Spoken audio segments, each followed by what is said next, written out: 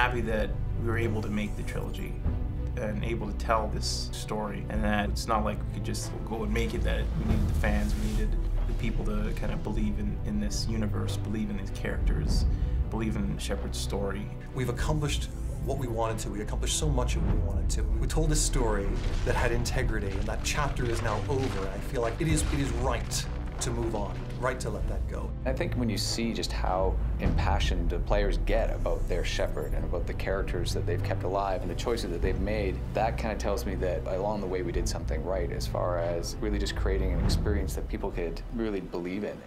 Prepare yourselves for the arrival.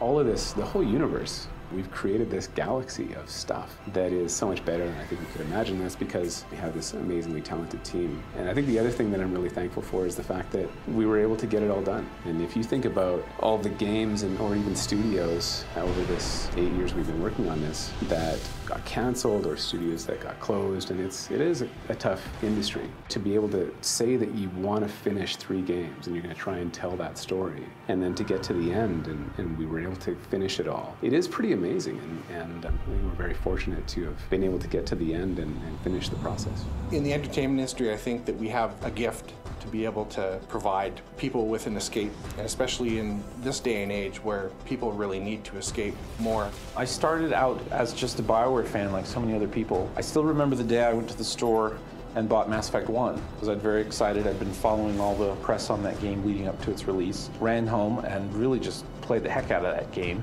and was blown away by the universe they'd created and the characters and the story. I've been with these characters for a really long time, and it does feel like seeing friends that you're probably never going to see again, and a lot of bittersweetness to it. I go home and I talk to my wife, and she looks at me, she goes, "What's wrong?" Like, you know what? You know you're getting ready to say goodbye to a very close friend. It's something that's been with me for 6+ years now, so very aware right now.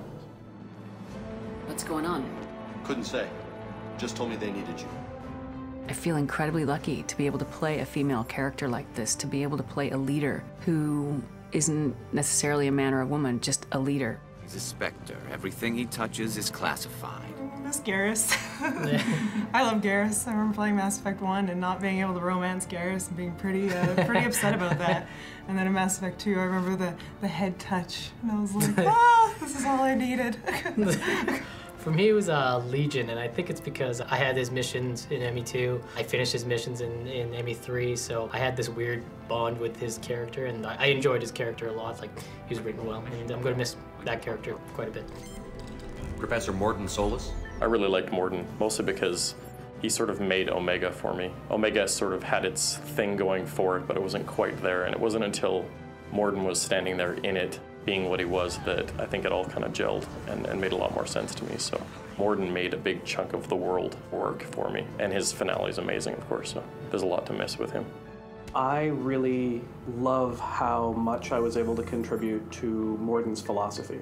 I help people, sometimes heal patients, sometimes execute dangerous enemies. It felt like something that was deeper and a little bit more introspective than we were able to do in other parts of the game. Yes, unexpected to be working with Cerberus. The Mass Effect fans are like on any other. At the cons, on Twitter, on Facebook, the passion and the expression of deep feeling about these characters and the connectedness to them is incredible, absolutely incredible. I'll forever be thinking about that.